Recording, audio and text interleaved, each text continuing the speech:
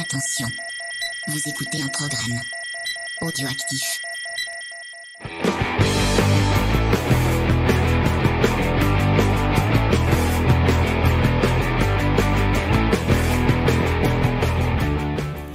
Salut à tous et bienvenue dans Comics Discovery, l'émission qui vous fait découvrir le monde sémillant et merveilleux du comics.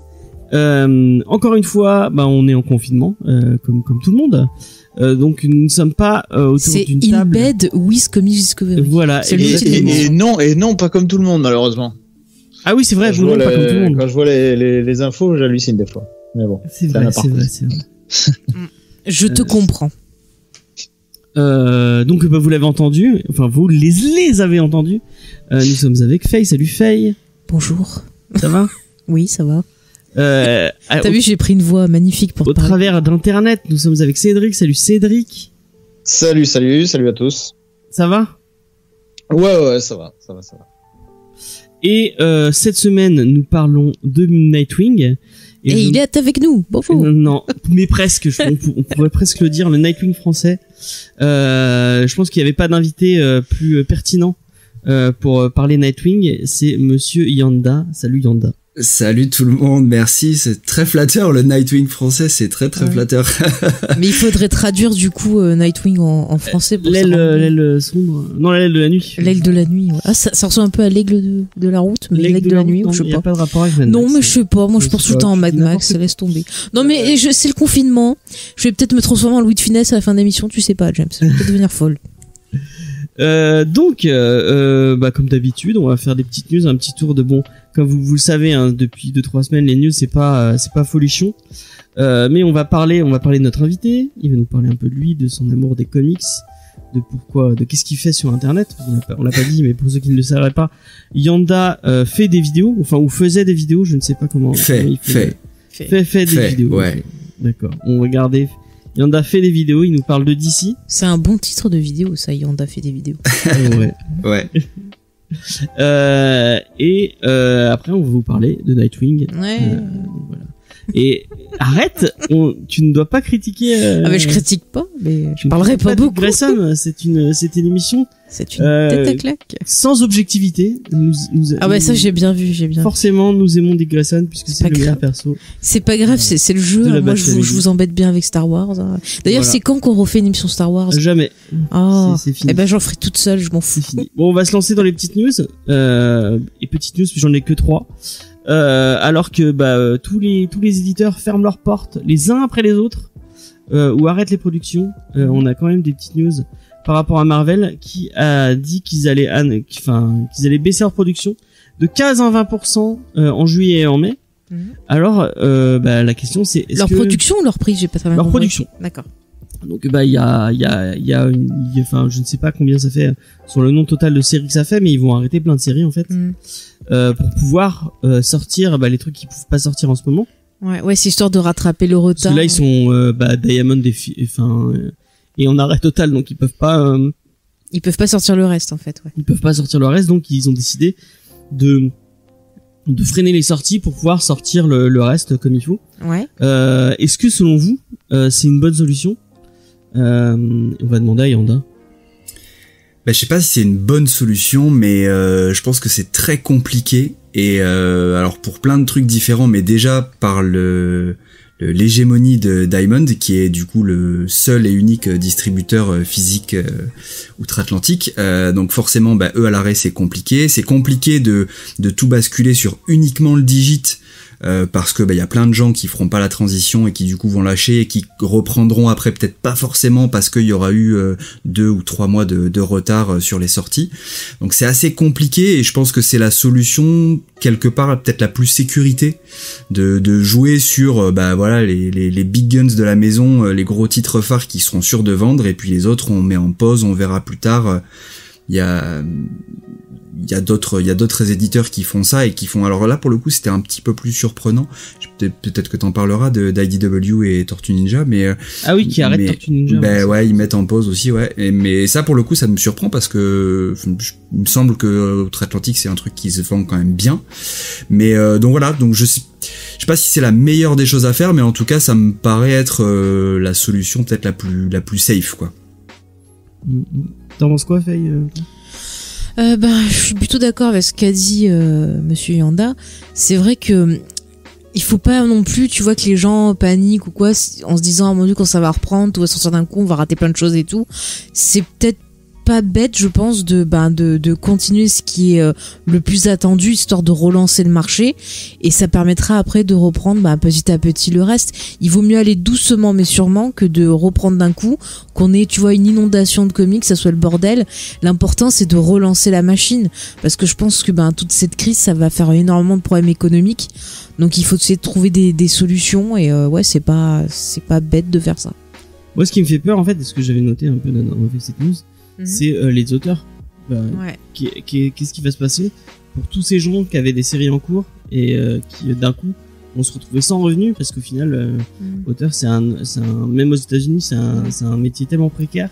Après peut-être qu'ils peuvent venir en renfort justement pour rattraper le retard sur certaines séries aussi. Ça, j'ai l'impression je sais pas comment ils vont faire, mais je pense qu'ils vont être remerciés et effectivement laissés sur le bas côté, ouais. Donc ça fait un peu peur pour pas ceux qui sont sur les plus petites séries, qui sont moins connus, qui ont forcément du coup un plus petit salaire, qui dépendent plus de ce truc, ça va être compliqué. C'est compliqué, je pense, pour tout le monde dans tous les corps de métier, que ce soit n'importe quel métier, je pense que ça va être compliqué pour tout le monde, donc faut s'accrocher, faut tenir le coup, et on peut pas faire autrement malheureusement. Cédric, est-ce que tu as un avis sur la question? Non, je suis plus ou moins d'accord avec ce que vous avez dit. C'est vrai que, je pense pas qu'il y ait une solution miracle non plus, quoi. On n'est pas non plus. Moi, j'aimerais pas être à la place des éditeurs comme ça qui doivent bien se tirer les cheveux pour trouver la solution la moins catastrophique, on va dire. Il y avait, il me semble que c'est DC, je sais pas si je dis pas une bêtise, mais qui avait prévu. Donc, on achetait son comics en numérique au prix normal. On l'avait donc en numérique, et quand toute cette histoire serait finie, on le retrouverait en physique dans le comic shop sans rajouter d'argent. Il me semble qu'ils avaient réfléchi à cette solution-là et que finalement ils l'avaient pas exploité. Ça avait l'air plutôt pas mal comme solution aussi, mais bon, ils l'ont pas retenu, quoi. Mais bon, de toute façon, je pense pas qu'il y ait une bonne solution, sinon ils l'auraient déjà trouvé, je pense. Ouais.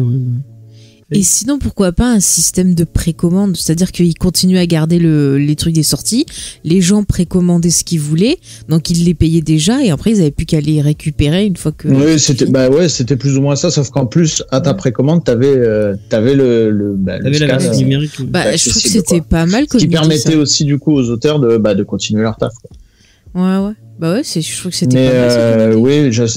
Avec cette solution-là, je crois qu'ils voulaient essayer de passer par un autre distributeur que Diamond, qui a le monopole là-bas, donc c'était compliqué.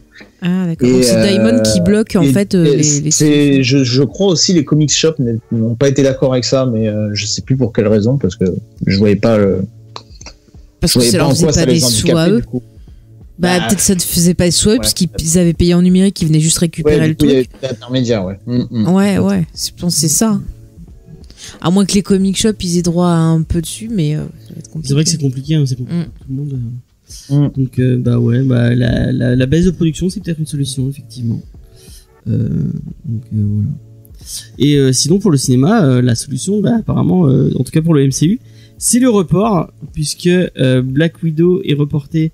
Du coup, Black Widow a récupéré la date de sortie de Eternals, donc le 6 novembre. Et en fait, toute la phase 4 est décalée, et tout est décalé, en fait. Eternals, ça va être le 12 février 2021. Ouais. Shang-Chi, ce sera le 7 mai. Doctor Strange, le 5 novembre. Et Thor Love and Thunder, le 18 novembre 2022. Et à partir de ce film-là, les autres gardent leur sortie d'origine. Du coup, ils ont tout décalé à peu près. Sûrement les films Star Wars. Parce qu'en novembre 2022, je crois qu'à la base, il y avait un film dont ils n'avaient pas dit le nom. Et du coup, ce film a disparu, quoi. On sait pas ce qu'il... Et le plus... on continue avec l'Arlésienne. Mais ça va finir sur Disney+. Ça va finir sur Disney+. Ça fait un moment que je me doute. Ça va être le même sort que Bloodshot, soit VOD, soit Disney+. Je suis Mais désolée de dire ça, le problème avec ça, c'est que ça va être, enfin, c'est comme disait Bomas la semaine dernière, c'est que les gens, ils vont pirater. Bah, bien sûr. Enfin, Bien sûr. Après, Disney+. Nous, on ça sert avec vous. Au bout de chat, on n'a pas payé pour le voir et franchement, ça n'était pas qu'on le paye pour le voir. Donc. Bah après, je pense que la meilleure solution serait de mettre sur la plateforme Disney+. Ouais. Qu'est-ce que t'en penses, Yanda? Ouais. Alors après, le risque du piratage, enfin, tu vois, il y a eu le cas avec Disney+ et notamment Mandalorian à la sortie.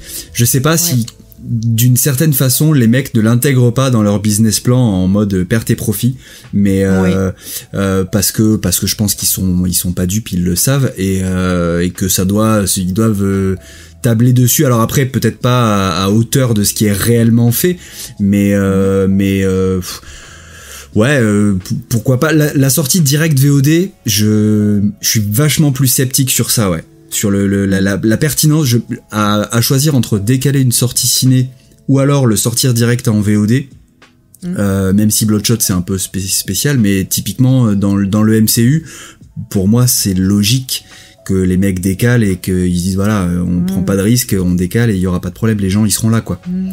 Bah après New Mutant, comme c'est un cas qui est tellement spécial, qui est un des derniers vestiges de ce que faisait la Fox et tout, moi je trouve que ça serait plus logique qu'ils le mettent sur Disney+. Oui, carrément. Étant donné tous les problèmes qu'il y a eu autour, au moins comme ça les gens peuvent le voir, c'est fait, ça peut servir à attirer des gens sur Disney+ aussi.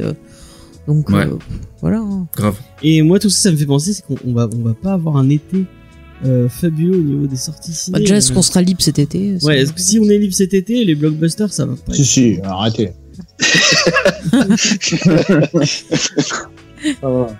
On chantera tous libérés, délivrés. Bon, on sera libérés, mais niveau blockbuster cinéma, ça va pas être. Bah, moi je m'en fous, il y a ça pas va de pas film être Star génial, Wars, hein. alors ça m'intéresse pas. Ouais, mais quand même, on aurait. Enfin, ouais. Moi je m'en fous, moi demain je rattrape Clone Wars mon retard. J'en ai rien à foutre. Du coup, on va passer à ma dernière petite news. Oui. Et c'est un peu les news, la news qui fait du bien. Déjà, c'est le publisher, le fameux publisher de chez DC, Jim Lee de son nom, qui vient de mettre 60 dessins originaux en vente au profit des comic shops. Et d'ailleurs, c'est ce que je disais tout à l'heure, le premier, en fait, il fait une commission, il va faire 60 commissions différentes qu'il met en vente aux enchères. Et la première est un fabuleux Nightwing qui est très très très très très très beau, comme tout ce que fait Jimmy. C'est parce qu'il savait qu'il y avait l'émission. Il savait qu'il y avait l'émission, voilà, donc sûrement. Il s'est dit vas-y, je vais leur mettre un petit coup de mise en avant. Il est gentil, Jim. Coup de pression. Ouais, il est gentil, mais il vous le file pas en cadeau. Ah, il nous le file pas en cadeau. Mais non, c'est vrai. Pu en profiter. Bah ouais, en même temps, c'est pour la bonne cause. Ouais. Oui. Ouais, Ah, et je trouve ça vraiment cool de la part de, alors que DC avait toujours pas annoncé qu'ils allaient faire quoi que ce soit, puisque je crois que Marvel a dit qu'ils baissaient les marges pour les comic shops. Du coup, DC avait rien annoncé pour l'instant. Bon, du coup, après ils ont annoncé un truc que je vous annonce tout à l'heure. Mais en tant que artiste lui-même, il a déjà fait ça. Mais il y a pas mal d'artistes justement qui, des acteurs justement des différents MCU, DC et compagnie, qui donnent de l'argent pour aider justement le personnel soignant, pour aider, tu vois, différentes causes liées justement à ce virus. Donc je trouve que c'est bien qu'il y ait des gens comme ça qui se mobilisent. Il y avait aussi, c'est toi qui avais parlé de l'éditeur Bayadia qui allait se lancer, non, Cédric? Les anciens de Valiant. Bad ID. Ouais, voilà, ouais. Et en fait, ils ont reporté leur lancée parce qu'ils allaient se lancer dans pas trop longtemps. Bah oui, c'est pas le moment. Ils ont reporté leur lancée et ils ont fait un don de 25 000 $ au comic shop. Un don. Un don, ouais. T'as dit un bon. Non, un don. Ah d'accord, j'ai entendu un bon. Un don de 25 000 $ au comic shop pour les aider à se relever. Et DC a annoncé un don de 250 000 $ à la Book Industry Charitable Foundation. Donc qui va donner au comic shop et à ses employés. D'accord, c'est bien ça. C'est cool, ouais. C'est cool de voir l'industrie se mobiliser pour sauver tous ces petits commerces qui vont peut-être faire aux États-Unis, c'est vraiment pas le même système qu'ici, quoi. Donc c'est ça, et puis surtout Trump. Ouais. Voilà quoi. Mais en tout cas, c'est cool de la part de de ces grandes c'est un peu eux qui leur font les sous, donc c'est normal. Je trouve que Marvel, ils pourraient donner Marvel, déjà, ils baissent leur mais ils peuvent donner un peu de sous-sous avec tout ce qu'ils ont. Disney et compagnie, ils peuvent donner, hein. Ouais, ils pourraient. C'est abusé, il y a des gens qui ont moins, qui ont donné 1 million et quelques, hein. Tiens, je crois que c'est Ryan Reynolds. Il a donné, il me semble, avec sa femme, 1 ou 2 millions, ils ont donné. Alors, si eux, ils peuvent le faire, Disney, ils peuvent donner plus, hein. Et toi, Yanda, à partir de combien tu vas donner à Jim Lee pour avoir un CD 50. Est-ce qu'il accepte les sesterces? Je sais pas. Parce que là, si oui, je peux y aller là. Mais sinon, après, ouais, je vais être un peu short. En tout cas, c'est cool. Ces petites. Vous avez un truc à ajouter autour de la table, Faye? Non. Yanda? Je sais pas, alors peut-être que vous en avez parlé la semaine dernière ou dans les émissions précédentes, dans la même idée d'initiative un peu qu'a fait Jim Lee avec les originaux. On a en France Laurent Lefebvre qui a fait fait un peu la même chose en réalisant un print inédit pour des librairies spécifiques et qui seront dispo en print justement à la réouverture des shops. Et j'ai trouvé l'initiative très cool parce que voilà, c'est un joli coup de projo, puisqu'en plus il les relaye sur ses réseaux, et c'est un joli coup de projo à la fois pour les librairies et puis c'est un coup de pouce aussi pour l'activité, parce que voilà, Laurent Lefebvre est quand même relativement connu à un public, donc je trouve que c'était une initiative plutôt cool. Oui, on en avait parlé il y a 2 semaines, c'est vrai. C'est cool. Voilà. Et même le sketchbook de Paul Renaud qui se vend bien apparemment pour Comic Zone. Oui, effectivement, cool, ouais. C'est cool, ouais. Et du coup, j'y ai pas pensé la semaine dernière, mais est-ce que t'as un comic shop, parce que toi tu es sur Bordeaux. Ouais. Est-ce qu'il y a un comic shop de Bordeaux que tu voudrais mettre en lumière pour les gens qui seraient dans ce point-là? Pour les gens de Bordeaux qui ne le connaissent pas encore, c'est Pulps Bordeaux. Moi, c'est mon fief. Il y a deux principales librairies vraiment spé comics sur Bordeaux. On a Pulse Bordeaux et Album, et c'est vrai que moi depuis leur ouverture, j'ai une préférence et une amitié pour les gens de Pulse Bordeaux. Donc si vous ne les connaissez pas, ils sont situés rue du Loup. Et ils seront ravis de vous accueillir. C'est un super shop tenu par des passionnés qui sont passionnants, et le shop est très très cool. Il y a un énorme choix de VFVO. Ils ont pas mal de proder aussi, puisque le boss du shop est un gros fan de Star Wars et de produits dérivés. Il a une collection très bon magasin Star Wars assez folle. Il avait c'était il y a un an ou 2, je sais plus, pour une sortie d'un des Star Wars, il avait ramené des éléments de sa collection perso qu'il avait mis en vitrine, dont notamment un réplica du Han Solo dans sa carbonite. Qui est plutôt assez sympa, et donc voilà, le magasin est très très cool. Ils font très souvent des événements, et donc alors que ça soit pour les occasions connues et nationales ou internationales, typiquement le Free Comic Book Day qui a été reporté là au premier week-end de mai, qui a été reporté à on sait pas encore quand exactement. Voilà, ce sera tout à fait l'occasion pour les Bordelais et les gens alentours d'aller chez Pulps Bordeaux pour découvrir la boutique s'ils connaissent pas encore. Ils font la VPC aussi, non? Ils font pas vraiment de VPC, ils en avaient fait un tout petit peu, et puis ils ont pas forcément continué parce qu'en termes de logistique c'était assez compliqué pour eux, il me semble, de le faire, donc non pas, c'est pas quelque chose en tout cas qu'ils font de façon courante. Ponctuellement peut-être, après c'est des choses à voir avec eux, mais je sais qu'en tout cas ils ont pas de site comme par exemple Comic Zone ou autre où ils font directement de la VPC. Ok, mais en tout cas, si vous êtes sur Bordeaux, vous savez maintenant où aller. Et en même temps, si je peux rajouter un truc, moi venant de Montpellier, je suis allé 2 fois, je crois, à Bordeaux. Et au niveau de la pop culture, c'est une ville qui est vraiment impressionnante, parce que des comic shops, t'en as cité 2, Yanda, mais moi j'en ai vu beaucoup. Par rapport à Montpellier, c'est impressionnant, quoi. Il y a, quand on est sur la place centrale, dans le kilomètre autour, il y en a au moins 4-5. Des bars BD, des trucs comics, c'est impressionnant. Il y a, moi vraiment, venant de Montpellier, qui a 2 boutiques, c'est ça, James? Il y a 2 boutiques à peu près? Non, il y en a 3. 3 maintenant. Ouais. J'étais vraiment impressionné. Bordeaux, c'est vraiment, je pense que là, j'ai claqué pas mal de sous là-bas si j'y habitais. Ah, il y a eu un gros boom effectivement, ouais, notamment avec les deux ou trois comics cafés qui ont ouvert. C'est pas mal, ouais, c'est sympa. Bah, il faudra qu'on y aille, James, ça c'est Ouais. jour. Ouais, en plus, on ira faire un tour voir Goustic. Je suis sûr qu'il nous accueillera avec plaisir. Bah, on lui fait un coucou s'il nous écoute. On lui fait un coucou, exactement. Et d'ailleurs, il devait passer sur Montpellier et finalement, il pourra pas.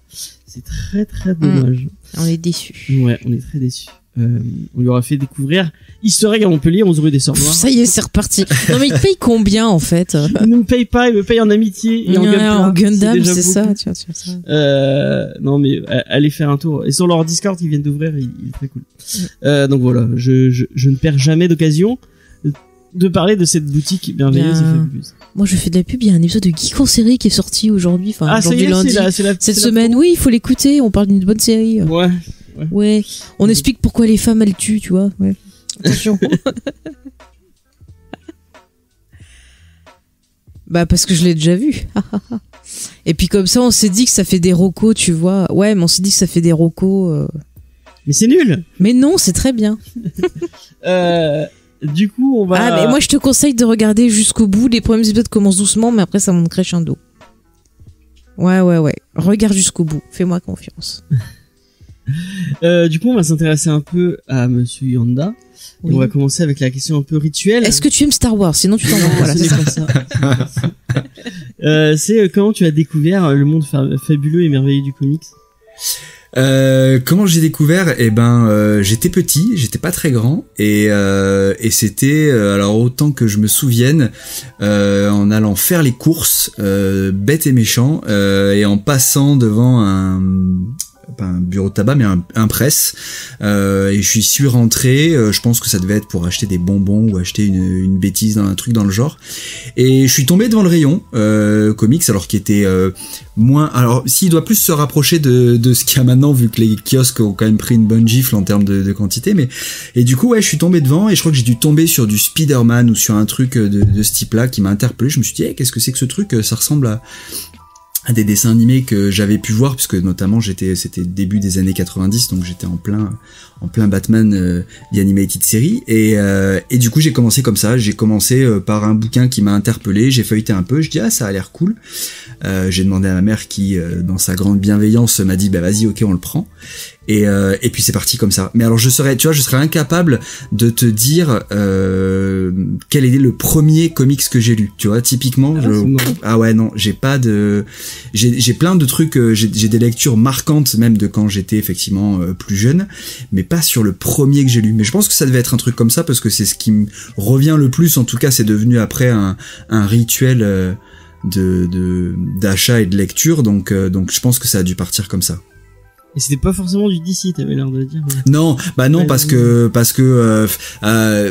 aux années 90, la publication de DC, il y avait pas d'Urban encore, loin de là, c'était Panini, et c'était bien plus disparate et aléatoire que par contre le Marvel était déjà bien implanté, et j'ai plus grandi avec du Spider-Man pour après glisser sur des trucs un peu plus dark et après arriver sur DC, et quand j'ai arrêté les comics au début des années 2000, quand j'ai repris après un petit peu avant les New 52, c'était par contre full DC à ce moment-là.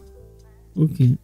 Et c'est quoi ta première claque comics, le premier truc que tu t'es mis à lire et que tu te dis ah oui c'est vraiment ce médium là que je kiffe, et plutôt qu'aucun autre truc? Alors je saurais pas trop une des grosses baffes que j'ai eu, c'était la saga du clone quand je l'ai lu, et pour un truc assez simple, c'est pour le costume de Ben Reilly. Je me souviens que ce costume avec la veste en jean sans manches et tout, je me suis dit il est beaucoup trop stylé, et du coup ça m'a vraiment marqué. Et puis même après voilà tout ce délire de clone, de qui est le vrai, en fait non c'est pas lui, mais en fait si c'est lui, ça m'avait vachement attrapé à l'époque, et j'avais dévoré ça, donc ouais ça c'est un premier vraiment gros souvenir, ça serait la saga du clone de Spider-Man pour Ben Reilly notamment. Et toi qui es lecteur VO, est-ce que c'est quoi qui t'a donné envie de passer à la VO? Pourquoi tu t'es dit tiens je vais me mettre à part la pauvreté des sorties françaises? Alors en fait c'était même pas tant que ça la pauvreté des sorties françaises, enfin si, parce que les premières, il y a majorité des premières lectures VO que j'ai lues, c'était des choses qui ne sortaient pas en France, et voilà, et c'est parce qu'après aussi, quand j'ai repris les comics, donc aux alentours de 2010, la VO était devenue un peu plus accessible. Par le biais de Amazon ou Depository ou les libraires ou autres, et du coup j'avais aussi un niveau d'anglais qui me permettait de pouvoir lire de la VO sans être à côté un DeepL, un Google Trad ou un dico d'anglais, même si sur certaines lectures de notamment Morrison il en a quand même fallu, mais je me suis dit ouais ça pourrait être cool de découvrir l'idée de départ, c'était à la fois de découvrir le format d'origine et comment dire la syntaxe d'origine, parce qu'il y a des expressions qui sont adaptées en France mais qui sont pas vraiment, ou en tout cas pas foncièrement telles qu'elles avaient été pensées par les auteurs, et puis après pour pouvoir avoir accès à des choses qui sortaient pas en France. Ok. C'est parti de ça. Et qu'est-ce qui t'a donné envie, du coup on l'a pas dit, mais si on l'a dit, tu fais des vidéos, qu'est-ce qui t'a donné envie de faire du coup de sortir ta caméra et de faire l'investissement et de prendre du temps à faire des vidéos pour parler de ta passion des comics?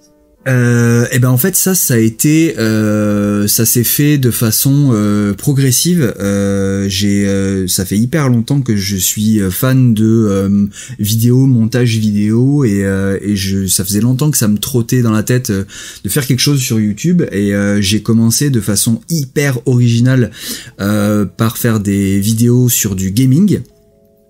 Donc j'ai fait quelques vidéos de let's play. Après, comme je suis un joueur féru des trophées et succès, puisqu'à l'époque je jouais sur Xbox, j'avais fait quelques guides sur des jeux, des guides de trophées, etc. Donc avec des vidéos explicatives.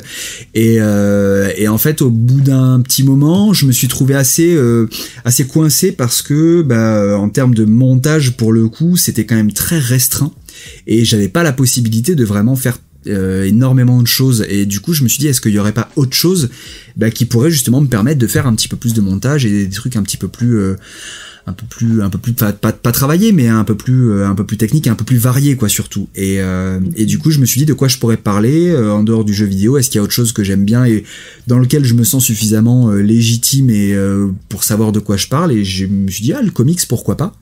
À ce moment-là il y en avait pas encore beaucoup qui en faisait en plus, donc je me suis dit vas-y, c'est le moment, essayons. Et puis voilà, et ça s'est fait petit à petit. Ça m'a permis aussi d'apprendre des choses en termes de technique vidéo et audio. J'ai pas fait des gros investissements aussi bien sur la vidéo que sur le son tout de suite. Ça s'est fait crescendo, donc il y a eu beaucoup de bricoles au début, mais ça va, ça se voit pas trop. J'étais assez content des rendus, et du coup voilà, et petit à petit j'ai monté à la fois en gamme dans les écritures, parce que du coup parler de comics, c'était aussi une façon de pouvoir un peu plus écrire les vidéos, un peu plus structurer, faire des choses un peu plus variées, et du coup de pouvoir m'éclater beaucoup plus en termes de montage, parce que là les possibilités elles étaient bien plus importantes. Ok, donc t'es venu par le fait de la vidéo elle-même, quoi. Ouais. C'est fou, c'est la passion vidéaste qui t'est venue. Ouais, c'est ça. Ouais, c'est ça. Je suis super passionné de photos et de vidéos et de montage, et en fait c'est ça qui m'a orienté vers YouTube, et puis après j'ai fait du gaming et après le comics. Ok. Du coup, pour finir, avant que vous ayez des questions, on verra. Quel est ton scénariste et ton dessinateur favori? La question est compliquée. Ah la vache. Ouais, c'est hyper compliqué. Alors ça va être sur l'instant, tu vois, je vais répondre sur l'instant, parce que je pense que si tu me reposais la question dans 1 heure, ça pourrait être différent. Je vais regarder, je vais essayer de pas trop bloquer. Je dirais quand même Grant Morrison en scénariste. Ouais. Parce que c'est une réponse facile en plus, mais ouais. Alors pour tout un tas de raisons, parce qu'il a écrit des choses absolument phénoménales, complètement barrées, mais complètement phénoménales aussi bien au niveau de l'histoire du comics avec un grand H et au sens large, il a apporté énormément de choses comme d'autres scénaristes, mais lui notamment. Et pour son run sur Batman et tout ce qu'il a apporté, arriver à condenser comme il l'a fait tout l'historique de Batman sur les numéros qu'il a réalisés, c'était assez fort. Et pour qu'en plus ça fasse sens et que ça se tienne, ça fasse sens morrisonien, mais voilà, c'était très très fort. Donc j'irais Grant Morrison. Et alors en dessinateur, oh là là. C'est compliqué.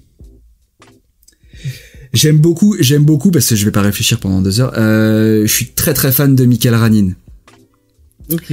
Que j'ai vu, que j'ai découvert sur Justice League Dark au début des New 52 et qui a complètement explosé pour moi et aussi bien pour le grand public avec Grayson.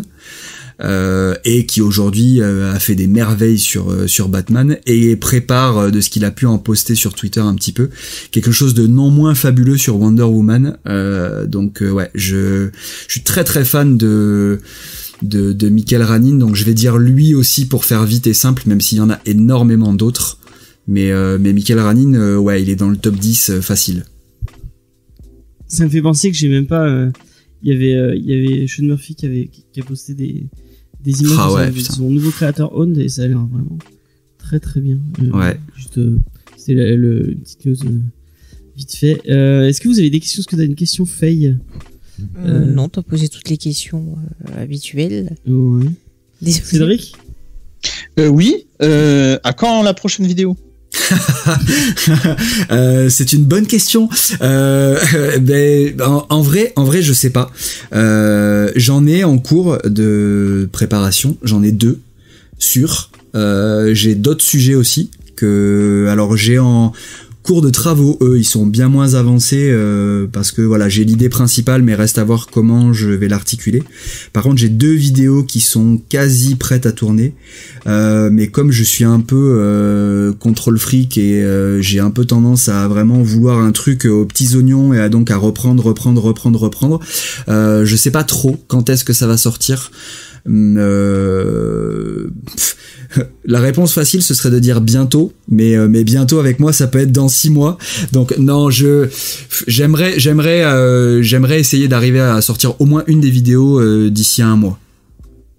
D'ici 1 mois. Il suffit de dire quand ce sera prêt. Tu vois, ouais, c'est bien aussi. Mais par contre, ce qui est sûr, c'est que j'arrête de dire tant que j'ai pas la vidéo de montée et de voilà, j'ai plus qu'à l'uploader. Je ne donne plus de date parce que je l'ai eu fait avant. Et en fait, ça me met une pression mais de malade et ça me ronge parce que pour X ou Y raison, si je suis pas en mesure de finalement la sortir à la date que j'ai annoncée, c'est un drame. Donc ça, je peux plus dire. Mais ouais, j'aimerais bien d'ici 1 mois. Moi, je me mets des deadlines, sinon je fais rien. Donc, je préfère me mettre des deadlines tout seul. James, non, mais que j'annonce pas. Parce que si tu annonces, à chaque fois que j'annonce un truc, je le fais pas. Donc Ah voilà, tu fais pas, c'est qu'il y a quelque chose qui se passe qui fait que. Ah, mais c'est toujours comme ça. C'est toujours comme ça. Et oui, mais il m'écoute jamais. À chaque fois, je lui dis le dis pas, et il le dit. Et pourtant, j'ai annoncé toutes les 2 semaines sur Rocco Comics et j'arrive à tenir. À peu près pour l'instant. Arrête. Donc, je vais arrêter de m'en vanter trop parce que sinon ça va pas le faire. Non. Et pour l'instant, j'attends. Tu m'avais dit que je ferais la suivante dans 3 semaines après la première. Bon bah voilà. Ah bah oui, voilà. Oui, ben voilà, il y a toujours un truc qui se passe. Voilà. Ouais. En plus là c'est pas ma faute, j'attends un invité spécifique. Qui, moi? Non, pas toi. Ah bah merci. Un autre invité. Gna. Et on va finir avec une dernière question. Et je pense que je connais la réponse, mais ça va aller avec le thème de l'émission. Est-ce que t'as un top de tes Robins préférés? Ouais, j'ai un top. Je pars du dernier pour aller au premier. Ouais, vas-y. Alors le Robin que je préfère le moins, c'est Tim Drake. Ah ouais, c'est marrant. Ouais, parce que parce qu'il m'énerve un peu en fait. Mais voilà, mais parce qu'après il faut aussi un dernier et que comme je le dis, je le préfère moins aux autres. Mais même par rapport à Stephanie Brown, je trouve que Stephanie Brown, elle a apporté vachement plus que lui. Typiquement, pour moi, le Tim Drake, c'est le Robin filler. C'est le perso qui est arrivé. Alors après, il a évolué, mais il est vraiment arrivé en mode bouche-trou, quoi. Et donc voilà, c'est peut-être cet a priori là qui reste sur moi. Mais ouais, ça serait Tim Drake. Après, donc Stephanie Brown. Après, on a Jason Todd, Damian Wayne et Dick Grayson. Ah, d'accord. C'est pas mon top, mais je l'entends, je l'entends. Ok. Et ben on va merci Yanda, et du coup on va passer à la petite review. Ah oui. Mais c'est pas toi qui va commencer du coup. C'est moi qui commence, je fais les auteurs. Ouais, mais on va peut-être J'avais demandé à Yanda si Ah ouais, ça va, alors je me recouche. Si vous voulez nous présenter le personnage avant qu'on Eh ben, il s'appelle Nightwing, voilà. Non, bah non, il s'appelle Dick Grayson. Oui, mais bon, moi je donne pas les vraies identités. Donc, Yanda, est-ce que tu veux nous présenter un peu Nightwing avant qu'on se lance? Je veux bien, avec grand plaisir. Je vais faire un truc, je vais faire court et avec des raccourcis, comme ça, voilà, parce que sinon je risque de monopoliser la parole et de perdre tout le monde. Donc le personnage de Richard Grayson, puisque Dick est un raccourci, son vrai prénom étant Richard, est apparu en 1940 pour la première fois. C'est une création de Bob Kane et Bill Finger, les papas de Batman, et il est apparu dans Detective Comics numéro 38. C'est le premier Robin. Donc c'est le premier sidekick et partenaire de Batman. Il revêtira l'identité de Nightwing bien plus tard. J'y reviendrai. Il a participé aussi à la fondation de l'équipe des Teen Titans. C'était déjà bien plus tard, c'était en 1964 dans le numéro 60 de The Brave and the Bold. Les Teen Titans, c'était une équipe de sidekick qui était donc composée au tout départ de Robin, donc Dick Grayson, Aqualad, Kid Flash et Wonder Girl. Et ils ont eu tout un tas d'aventures, dont notamment un arc emblématique pour la série Teen Titans qui est The Judas Contract, qui fait intervenir Deathstroke, et c'est dans cet arc-là que Dick Grayson quittera définitivement le costume de Robin pour revêtir celui de Nightwing. Là, on est en 1984 et Nightwing est donc une création des auteurs et dessinateurs de l'arc Judas Contract dans donc Tales of the Teen Titans numéro 44, et c'est Marv Wolfman et George Perez. Donc c'est eux qui ont créé le personnage de Nightwing à proprement parler au milieu des années 80. Ça, vous le retrouverez dans le Teen Titan ouais. Qui est sorti il y a pas longtemps là. Oui, tout à fait, exact, ouais, tout à fait. Et ça vous sera l'occasion d'ailleurs de découvrir le tout premier costume de Nightwing, qui est assez spécial, qui est assez collector, ouais, tout à fait. C'est une ambiance. Alors le personnage de Dick Grayson, donc pour revenir un petit peu sur son historique, je fais pas du tout ça dans l'ordre, je suis désolé.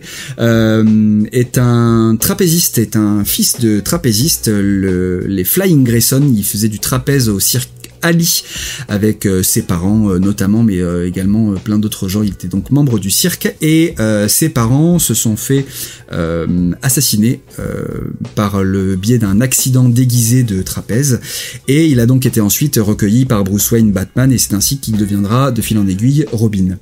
Nightwing, donc ensuite, quand il a pris l'identité de Nightwing, et il était à ce moment-là en brouille avec Batman, ils se parlaient plus, ils étaient vraiment fâchés, puisque Batman voulait, pour des raisons de sécurité, que Robin arrête d'être un justicier, et lui a refusé parce qu'il était bien trop accro à ça, et donc c'est pour ça, entre autres, qu'il a fondé les Teen Titans, et qu'après il revêtira l'identité de Nightwing.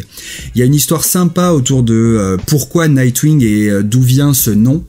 En fait, Nightwing, c'est issu d'une légende que lui a raconté Superman. Et en fait, Nightwing, c'est un personnage qui est issu d'une légende kryptonienne, et c'était un super héros, enfin c'était en tout cas un héros qui venait faire régner la justice la nuit sur Krypton, et personne n'a jamais connu son identité civile.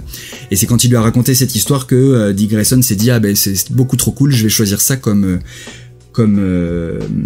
pseudonyme. Comme un pseudo, ouais. Et, du coup, donc la première série solo de Nightwing en tant que telle, elle est arrivée qu'en 1995. C'était bien après donc la fin des Teen Titans et le fait que Robin quitte l'équipe. Entre-temps, Dick Grayson a aussi enfilé le masque de Batman pour quelques arcs.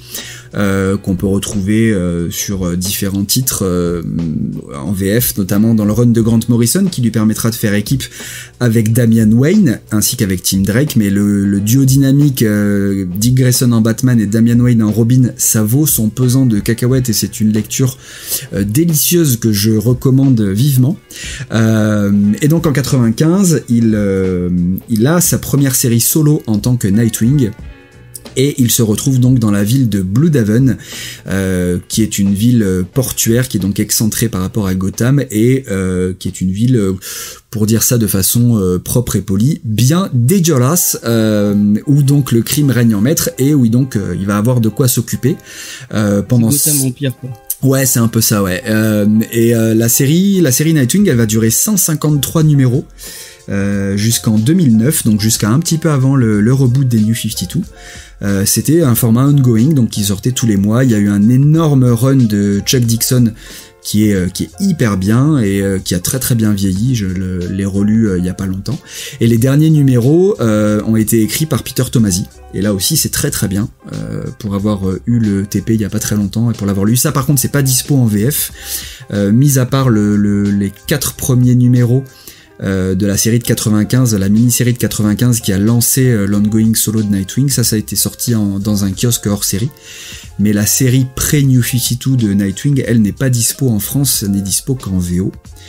Et puis ensuite, en 2011, avec le reboot des New 52, dès la première vague, on a eu une série solo de Nightwing, écrite au départ par Kyle Higgins et dessinée par Eddie Barrows, qui aura duré 30 numéros en tout, qui a été arrêté ensuite, et puis après avec les événements de Forever Evil, qui ont impliqué une révélation assez importante de la part de Dick Grayson, mais on y reviendra sûrement. Il est revenu dans une autre série qui était une série intitulée tout simplement Grayson, qui a duré qui est très très cool, écrite par Tom King et dessinée par Michael Ranin.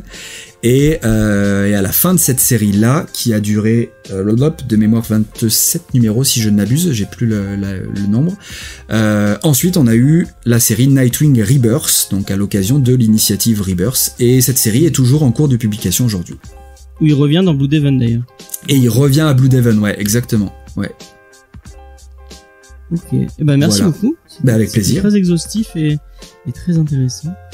Du coup, nous on va vous parler plus spécialement de Nightwing New 52, qui avait été, je crois qu'ils l'ont sorti tout seul au début, et là il y a une intégrale qui est ressortie chez Urban. Yes, exact. Elle était direct dans les Batman Saga. On l'avait eu de suite, je crois. Oui. Tout à fait. Ouais. Moi, je l'avais vu en VO. Non, Nightwing, elle y était pas dans les Batman Saga. T'es sûr? C'est pas arrivé en tome j'ai ressorti TPB. le carton cet après-midi, je suis en train de les relire. Ah ouais? Il y avait quoi dedans? Et ils avaient mis le crossover quand il y avait l'attaque des... Il y avait pas le truc Detective Comics et le Batman avec justement la cour des hiboux. Alors, dans Batman Saga, il y avait Batman, Detective Comics, Batman et Robin et Batgirl. Ouais, c'est ça, ouais. Il y avait la meilleure série. Ils avaient mis des épisodes crossover du deuil de la famille et de l'attaque des hiboux. Du coup, Faye va nous parler des auteurs de cette série. Oui, je vais essayer. Du coup, donc c'est écrit par monsieur Kyle Higgins, donc qui est né en 85, si ça vous intéresse, on le dit comme ça. Il a travaillé sur pas mal de titres de DC Comics. Il a aussi travaillé, par exemple, sur les Mighty Morphin Power Rangers pour Boom Studio. Je vous dis quand même un peu ce qu'il a fait. Il a aussi travaillé sur du Marvel Comics. Donc il a bossé sur du Captain America, sur du Avengers. Il a fait Death of Wolverine. Ensuite chez DC il a travaillé sur du Detective Comics, sur du Batman, notamment Batman Gate of Gotham. Donc si ça vous dit quelque chose. Il a fait aussi du Deathstroke. Donc plusieurs titres, ça c'était en 2011, 2012 à peu près. Je crois qu'on l'a fait à sa série. Sûrement, ouais. Il a aussi fait du Batman Eternal. Ouais, c'était cool Batman Eternal, moi j'avais bien aimé. Ouais. Non, t'as pas l'air. Si, j'ai lu en VO, mais oui, ça va. Je veux pas en souvenir impérissable, mais voilà quoi. Sinon, il a travaillé aussi pour Image Comics. Alors, il a travaillé sur un titre qui s'appelle COWL. Je sais pas comment si vous dites tout en entier ou si vous dites que les lettres. Ah, c'est le truc ça va pas sortir dans. Ils en ont parlé chez G, non? Ouais, c'est ça qu'ils ont parlé chez. En tout cas, il l'a fait de 2014 à 2015. Il a travaillé là-dessus. Cole, je crois. Donc voilà. Voilà en gros un peu. Ça devait sortir chez Urban, mais du coup. C'est sorti chez Urban. C'est déjà sorti? Ouais, c'est sorti. Ah bah je l'ai pas. Bah écoutez, si on tombe dessus. Si on tombe dessus, on en parlera. Mais le seul truc qui est dommage, c'est que, mais je crois qu'il y a eu, ça avait été un petit peu compliqué, j'ai pas la raison exacte, mais il y a un annual de cette série, Cole, qui est dessiné par Elsa Chartier. Et qui n'a jamais été inclus dans les Collected Edition, donc dans les éditions reliées, et qui n'est pas du coup non plus par la force des choses dans l'édition d'Urban. Et je sais plus vraiment trop pourquoi, mais je crois qu'il y avait eu des soucis avec l'éditeur, pour le coup rien à voir avec Kyle Higgins, mais il me semble qu'il y avait eu des soucis avec l'éditeur, et que du coup au final ce numéro n'est jamais sorti qu'en single en fait, et pas dans les reliés. Tu l'as lu toi? D'accord. Alors moi j'ai lu, je l'ai survolé, je l'ai pas lu en entier, mais je l'ai survolé et je me le suis mis en lecture de côté pour plus tard, parce que c'est très cool, ça se passe dans les années 30 et c'est une histoire ça se passe à Chicago, et voilà, c'est une ambiance un peu à la fois super-héros mais un peu polar, et ça avait l'air très très cool, et j'en ai eu globalement des assez bons avis de ce que j'ai pu entendre, donc je l'ai de côté, mais je l'ai pas encore lu en entier. C'est sorti il y a longtemps ou juste avant le confinement? Oh non, c'est sorti il y a quelques temps déjà. Ouais. C'est Ouais. Non, je passe à côté. Des fois, je passe à côté des trucs bien. Et tu nous fais lire des trucs chiants. Voilà, c'est le jeu, effectivement, oui. Du coup, le dessinateur, c'est monsieur Eddie Barrows. Mais il est pas tout seul, il y a. Ouais, écoute, sur le truc de la BD, il y a le principal, c'est Eddie Barrows. C'est lui. Ouais. De son vrai nom, Eduardo Barros, qui est d'origine brésilienne. Donc, il a travaillé pas mal pour DC. Il a travaillé notamment sur Action Comics, sur Atom, sur Bird of Prey, sur Detective Comics, sur Blackest Night aussi. Qu'est-ce qu'il a fait d'autre? Firestorm, Green Lantern, Justice League d'Amérique, donc Nightwing, Suicide Squad, Superman. Donc il a fait un peu de tout, Teen Titan aussi, et Martian Manhunter par exemple. Voilà. Donc, pas mal de choses chez DC. Voilà. Et il dessine assez bien, moi j'aime bien son trait. Oui, ça va. Est-ce que Cédric, tu veux nous parler du titre du coup plus en profondeur? Eh bien ouais. Donc on suit donc Dick Grayson qui est de retour à Gotham. Alors je pense qu'il était à Bloodhaven avant. Je sais pas suite à quel événement il revient à Gotham, mais bon, c'est ça qui arrive. Donc il revient à Gotham, et dans Gotham s'installe le cirque Ali, donc le cirque qu'il a vu débuter et qui a vu aussi la mort de ses parents du coup. Il fait une petite visite au cirque, manière de voir les vieux copains quoi. Et suite à ça, il se fait agresser par un tueur en tant que Dick Grayson. Et donc il profite de l'inattention de son agresseur pour aller se mettre son costume de Nightwing et l'attaquer en tant que Nightwing. Donc de l'inattention, il est en train de tuer deux flics. Il a pas vu le tueur qui le poursuit, et il profite qu'il est en train de buter. Oui, c'est ça. Ils étaient là, il les a pas vus. Bon, c'est des choses qui arrivent. Et du coup, son agresseur lui fait comprendre que il l'agresse parce que il serait le tueur le plus féroce qu'il ait vu. Donc, c'est pas trop pourquoi au début. Et en parallèle de ça, donc le patron du cirque Ali est en train de mourir, et il lui fait hériter du cirque. Donc, Dick Grayson se voit devenir le patron du cirque, ce qui lui donne une grosse responsabilité. Donc en même temps il doit s'occuper du cirque, et en même temps il doit comprendre pourquoi cet agresseur le cherche quoi. Et le patron du cirque lui explique que il y a un secret dans le cirque Et à partir de là, j'en dis pas plus, je vous laisse découvrir la suite. Donc moi, j'ai beaucoup aimé cette histoire, même si j'étais pas chaud pour le lire en fait à la base. Je sais pas pourquoi d'ailleurs, parce qu'en fait, en le lisant, je me suis vraiment éclaté. C'est de l'enquête bien ficelée. Il y a un très gros côté détective là-dedans. Il y a beaucoup d'action. J'aime beaucoup au niveau du dessin toutes les figures. On voit que c'est bien représenté que Nightwing avant était trapéziste. Ouais. Et un côté parcours entre guillemets. Ouais, voilà. Toutes les figures, les positions du corps et tout sont super bien dessinées et ça rend bien l'action. C'est un blockbuster super sympa, mais quand je dis un blockbuster, c'est pas pour autant bas de plafond, c'est vraiment divertissant. C'est très sympa à lire, c'est très intéressant. Et ce qui est encore plus intéressant, c'est quand si on a lu le run de Snyder sur Batman. Ouais. Et ça se passe en parallèle, donc il y a des moments où ça se croise. D'ailleurs, il y a des morceaux de deux crossovers du coup dedans. Et il y a même à la fin un épisode de Batman qui était en rapport avec ce qui se passait Nightwing était en rapport avec ce qui se passait dans Batman, quoi. J'ai trouvé ça vachement rafraîchissant, moi, ce côté vraiment, petite série à côté du gros truc qui fait des raccords avec Batman et qui a des liens. Je trouve que c'est vachement, c'est bien écrit, entrecroisé avec ce que fait Snyder à chaque fois. Ils ont vraiment bien foutu, je pense qu'ils ont dû avoir beaucoup de réunions ensemble parce que c'est vraiment, c'est bien ficelé. Ouais. À aucun moment Snyder a parlé dans les crédits, donc je pense pas qu'il ait scénarisé la série, mais ils se sont quand même très bien entendus pour rendre les choses plutôt homogènes, quoi. Et ce que j'aime bien aussi, c'est le caractère de Grayson qui est un justicier, mais qui reste opposé à Batman sur beaucoup d'idées.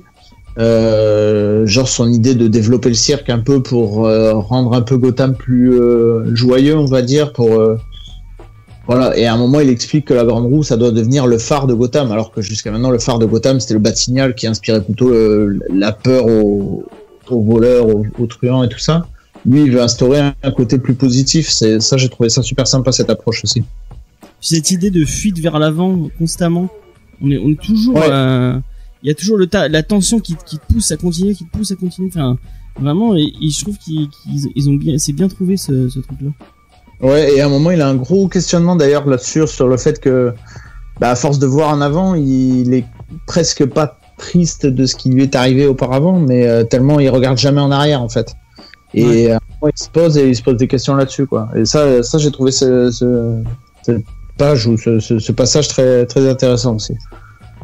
Mais du coup, voilà, c'était une bonne lecture, très sympa. Faye, qu'est-ce que t'en as pensé? Alors, comme ça, on passe le moment un peu relou. Elle va râler. Je vais pas râler. Non, mais je pense que si on aime le personnage, on va aimer.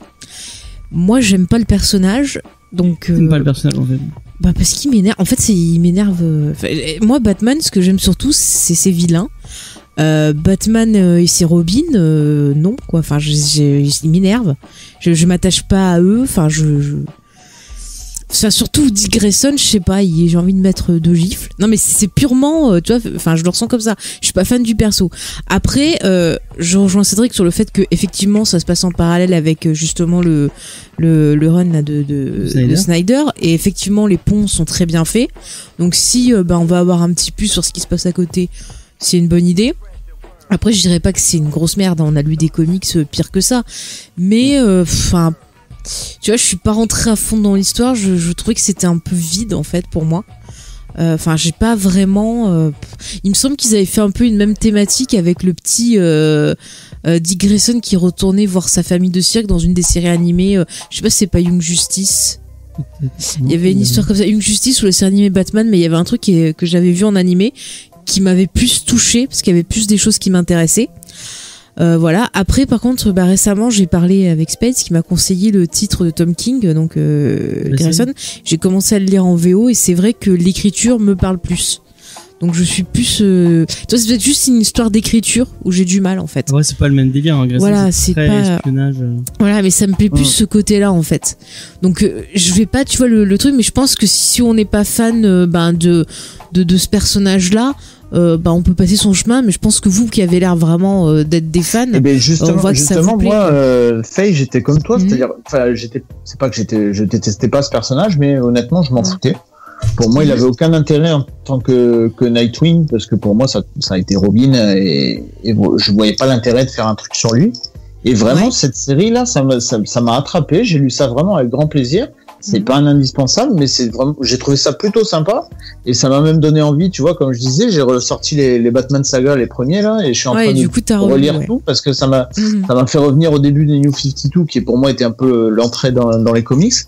Et vraiment, j'ai retrouvé ce côté un peu découverte de nouveaux trucs et histoire sympa, très sympa à lire, quoi. Alors que le personnage, je sais pas, c'est peut-être la façon dont c'est écrit. C'est juste que j'ai l'impression qu'il me manque un truc en fait pour que ça me stimule. Tu vois, tu vas lire ça fait passer une après-midi, mais ça m'apporte rien de plus en fait. Je suis pas d'accord. Non mais James, ne le prends pas mal. Je te dis, je suis vexé. C'est juste, James, tu vois, c'est juste une question d'écriture. Pose cette hache. James pose cette hache. Voilà. Non mais c'est juste, je pense que la façon dont c'est écrit, même la façon dont les cases sont montées, je trouve que c'est pas assez punchy. On a lu d'autres titres où c'était là, les dessins, mais après c'est vraiment purement personnel. Après ça dépend de l'état dans lequel on est. C'est vrai qu'en ce moment, toi t'es un peu stressé et tout. J'avoue que j'ai pas réussi à enlever un peu les soucis et à rentrer dedans. Peut-être que si je le relis, tu vois, dans quelques mois, dans un autre contexte, ça passera mieux. Mais voilà, au jour d'aujourd'hui, j'ai eu un peu de mal, et c'est vrai que l'écriture de Tom King par exemple m'a plus parlé. C'est peut-être le côté dépressif, je ne sais pas. Justement, j'aime beaucoup. King, si t'es en état de j'aime stress, beaucoup. Je pense que mais j'aime beaucoup Tom King. Bizarrement, je me sens moins seule quand je le lis, tu vois. C'est un peu ça. Yolanda, est-ce que tu veux défendre la série un peu?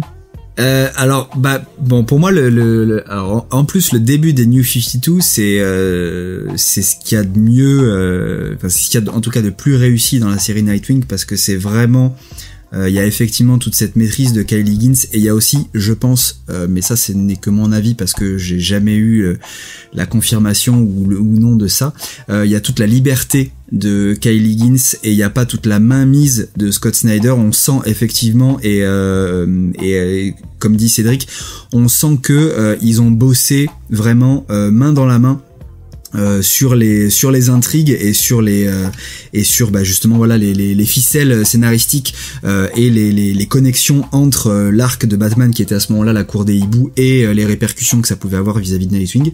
Et j'aime beaucoup la retcon qui a été faite justement sur l'historique de Nightwing, ce qu'on découvre en fait au sein de ce tome-là au niveau de Nightwing et de son historique. J'aime beaucoup cet ajout qui a été fait avec les New 52. Je trouve ça très très cool, d'autant que c'est réutilisé aujourd'hui dans la série Nightwing Rebirth en VO, et que je trouve ça vachement bien. Après c'est plus compliqué parce que pour moi je pense que Scott Snyder a été beaucoup plus intrusif dans l'écriture d'Higgins et a vraiment beaucoup plus imposé des choses, et on sent que les interactions sont beaucoup moins naturelles que ce qu'il y a au début. Et je pense que c'est aussi ce qui a un peu précipité le départ de Higgins de la série. Mais en tout cas le début est vraiment très très cool. Après je suis loin d'être le plus neutre et le plus objectif, mais typiquement pour des gens comme Faye qui sont pas forcément super accrochés par le personnage, moi j'aurais plus tendance à faire lire des choses comme alors c'est avant les New 52 du coup, mais comme ce qu'on va retrouver dans Batman le fils prodigue, ou un peu Batman Gate of Gotham, ou même Sombre Reflet, où en fait c'est Dick Grayson qui est sous le masque de Batman puisque Bruce Wayne est absent ou mort selon les époques qu'on lit, et en fait on a tout ce questionnement qu'il se pose, c'est-à-dire au niveau de la légitimité à lui porter le costume de Batman. Et il y a une réflexion qui est hyper intéressante, qui est hyper bien écrite, justement sur le fait de, ok, il porte Batman, mais est-ce que c'est par devoir, est-ce que c'est par obligation, est-ce qu'il est légitime à le faire, et il se pose tout un tas de questions, et il a une réflexion qui est hyper pertinente, et pour arriver à la conclusion à laquelle il arrive, qui est aussi tout à fait réussie, et qui, à mon avis, donne une empathie beaucoup plus forte pour le personnage quand on le prend par ce prisme de Batman. Alors, je me permets, effectivement, j'avais lu des récits où il portait le masque de Batman, et je suis plutôt d'accord sur le fait que oui, c'était intéressant de voir justement son cheminement dans ce rôle-là. Je trouvais que ça lui donnait un peu plus de corps. C'est exactement ça. Et Ça, après, on voit bon, dans les Morrison aussi, non? Ça y est, dans les Grant Morrison, ouais, ça se chevauche sur plein de trucs puisque c'est toute une période. Il y a le premier moment où il a enfilé le costume de Batman, c'est lors de la saga Nightfall. Donc après que Bruce ait eu la colonne vertébrale brisée par Bane, on a tout l'arc avec Jean-Paul Vallée, Azrael, etc. qui arrive, puisque à ce moment-là, Dick Grayson a refusé de porter le costume de Batman et c'est donc Jean-Paul qui s'est retrouvé, quelle blasse de merde, qui s'est retrouvé à porter le costume. C'est vrai, c'est Jean-Paul Vallée. Ouais, c'est Jean-Paul Vallée. On dirait un méchant de Nicky Larson, quoi. Ouais. Putain, il est bien, personnellement, je l'aime bien, vrai. Mais je me rappelais pas qu'il y avait un Jean-Paul Vallée. Si, et en plus pour le coup il a été un Batman ultra violent qui donc a fait au final beaucoup de tort au masque de Batman, mais à ce moment-là il s'est retrouvé avec le costume parce que Dick Grayson avait refusé de le porter et à la fin de toute la saga Nightfall il a accepté d'enfiler le costume le temps que Bruce finisse de se soigner et donc ça a entamé une première réflexion et après il y a eu tout l'arc amené par Grant Morrison qui est Batman R.I.P. donc suite à la supposée mort de Bruce Wayne où là c'est Dick Grayson qui a pris effectivement le masque le costume de Batman et pour d'abord faire un duo avec Tim Drake pour ensuite faire un duo avec Damian Wayne. Et la relation d'ailleurs Dick Grayson Damian Wayne elle marche hyper bien parce que ça part au début sur une confrontation pour finir après sur une relation de mentorat un petit peu et c'est un truc qui est repris aussi dans la série Nightwing Rebirth par j'ai plus le nom par Tim Seeley si je ne m'abuse j'ai un doute mais il me semble que oui c'est lui qui écrit la série Rebirth. Il reprend justement toute cette partie là en faisant intervenir Damian Wayne dans la série et c'est hyper bien parce que alors ça reste tout à fait compréhensible si vous avez pas lu cette partie là mais si vous avez lu cette partie là vous êtes récompensé parce que c'est d'autant plus fort en symbolique et en résonance. Mais après pour revenir sur le Nightwing New 52 du début effectivement il y a ce côté un petit peu alors pas je m'en foutiste mais voilà il a cette opposition très forte de caractère avec Batman. Dick Grayson c'est le Batman joyeux quoi, c'est vraiment le côté lumineux du Batverse et notamment de Batman et ça c'est très très fort et mis en avant dans cette série New 52 et ça peut saouler parce que je comprends très bien que ça puisse saouler parce qu'il a effectivement des réflexions des fois où tu dis vas-y c'est bon arrête fais ton taf et un peu ce côté parfois un peu caricatural et un peu Peter Parker où il va être toujours là à placer une vanne machin alors des fois c'est cool au bout d'un moment c'est un peu redondant et un peu relou mais donc je peux comprendre que ça peut saouler. Après moi il y a plein d'autres trucs dans le personnage qui me font accrocher mais voilà je peux parfaitement entendre que ça ne plaise pas. Mais l'analogie avec avec Parker elle est pas déconnante. Je trouve que c'est vraiment deux personnages qui se ressemblent beaucoup et mais c'est aussi je trouve enfin à chaque fois il faut qu'il marque le fait que moi je vais pas faire comme Bruce, c'est tu vois on dirait un gamin adolescent qui veut absolument non mais c'est logique avec le truc, c'est-à-dire que c'est le gamin ado qui veut sortir de l'ombre de son père en se différenciant, donc ce qui implique faire le contraire, mais c'est pas lui encore, tu vois. C'est une manière de se mettre en opposition, et en fait, ça peut très vite saouler, en fait. Et après, moi, je sais que ça m'a saoulé. Après, il cherche à se mettre en opposition, mais pour trouver la reconnaissance. Ouais. C'est hyper ambigu d'une certaine façon parce que malgré tout depuis toujours un des trucs hyper importants que recherche Dick Grayson, même si lui a tendance à dire que non etc, il cherche la reconnaissance de Batman. Il cherche à gagner sa confiance et à ce que surtout Bruce lui dise en fait qu'il a confiance en lui, qu'il est fier de lui. Voilà, il y a un échange à un moment, mais je crois que c'est dans la série Rebirth, pas dans la série New 52, où ils évoquent ça un petit peu très rapidement et c'est très intéressant parce qu'ils parlent, ils disent voilà, c'est la relation très pas froide mais sur les non-dits quoi. Et il dit voilà, je sais que dans notre famille on dit pas ça, mais tu sais ce que je pense quoi. Ouais, mais dis-le. Bah non, on le dit pas.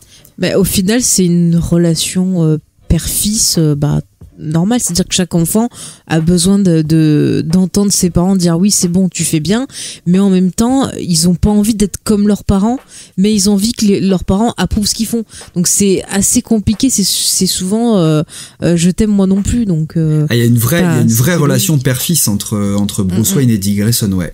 Ça c'est clair. Oui, c'est totalement ça. Donc c'est pour ça, je pense aussi sa façon d'agir. Mais je sais pas, ça m'énerve en fait. Mais je pense que ça c'est vraiment la façon dont c'est écrit. Il y a beaucoup de trucs où il parle dans sa tête, où il est tout le temps en train de, moi je dirais, de rouméguer, enfin de toujours rabâcher les mêmes choses, et c'est fatigant. De rouméguer. Ah, je note. Oui, mot du note. Sud. Voilà, ouais, je note. Ça va être du patois, rouméguer. Mais sud-est voilà. Alors, hein, sud-est, parce que sud-ouest, il y a pas rouméguer, mais je note. Bah merci. voilà, bah note. Non mais c'est ça, enfin après je pense que ça se perd un peu quand même, mais tout le début c'est. Moi j'aime bien son interaction avec le reste de l'univers Batman.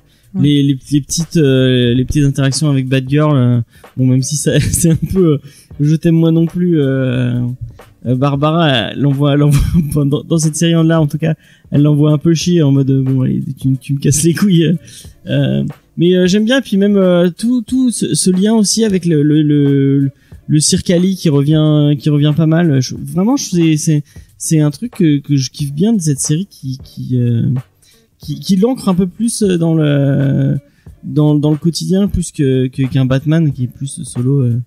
Je fais ma vie sur les toits de Gotham, ce genre de truc. Je sais pas si vous êtes d'accord avec moi, Cédric notamment. Ouais, complètement. Ouais. Non mais c'est bien parce que en fait je me rappelle tu m'avais dit soit on fait Green Lantern Emerald Twilight, soit on fait Nightwing, et je t'avais dit, vu les échos que j'en avais eu, je t'avais dit putain on fait Green Lantern et tout. Et en fait, maintenant d'avoir lu les deux, je regrette parce que. Mais je préfère encore Nightwing à Green Lantern. Complètement. C'était l'enfer, ce Green Lantern. Oh là là. Ouais, c'était encore plus mal écrit. C'était. Non.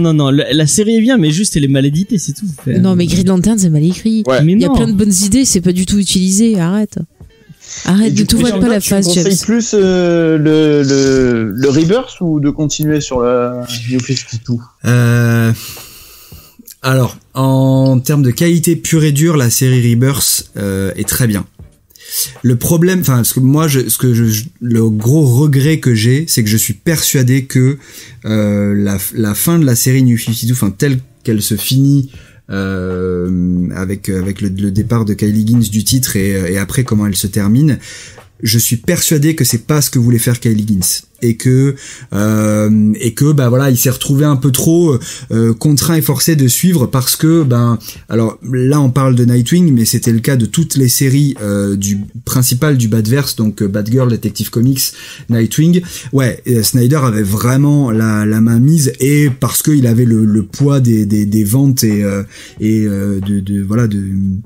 de chefferie en tout cas de l'univers, et il a vraiment, je pense, fait le forcing. Il y a des interactions de Nightwing qui fait des références à ce qui se passe en parallèle dans la série Batman, et tu sens que c'est forcé, ça a rien à faire là quoi. Et donc vraiment petit à petit, voilà, il y a des trucs, je suis persuadé que la série ne se serait pas forcément terminée comme ça, ou en tout cas il y aurait eu d'autres choses en plus, voilà, mais donc c'est un peu dommage. J'ai un peu l'impression qu'on a bridé un peu Kyle Higgins, et que pour le coup, vu qu'il s'éclate beaucoup plus sur des séries comme Power Rangers notamment, il s'est barré en fait, tout simplement, et du coup la série on est resté là, mais la série Rebirth est vraiment top, toute la partie en tout cas qu'a publié Urban, parce qu'après on rentre dans un creux de la vague, mais j'ai bon espoir que ça reparte, notamment avec justement ils repartent là en ce moment sur ce qui a amené à la conclusion de ce premier tome, donc j'ai bon espoir, mais la série Rebirth, les 5 tomes qui sont publiés en France, c'est très très bon. Et si t'avais un bouquin à conseiller pour découvrir le personnage, donc tu disais c'est plus tout ce qui est autour de Blackgate et de Batman Rip, tout ça. Alors non, pour découvrir le personnage de Nightwing, je dirais en fait le tome 1 New 52. Parce que c'est facile d'accès, clairement, même si t'as jamais rien lu avant, ça peut très bien être une première lecture. Si tu connais un petit peu Batman, voilà, c'est suffisant. Et ça fonctionne très bien. Après, le Nightwing Rebirth, ça s'appuie quand même un petit peu plus sur ce qui s'est passé avant. Pas forcément Grayson, mais plus du coup Nightwing. Donc ça demande, c'est accessible, mais ça demande quand même un petit peu plus. Donc ça serait un choix numéro 2. Mais Nightwing New 52, c'est clairement pour moi une très bonne porte d'entrée pour le personnage. Après, si tu veux rentrer effectivement par le biais de Batman, de Dick Grayson en tant que Batman, ouais, là ce serait plus partir sur du sombre reflet.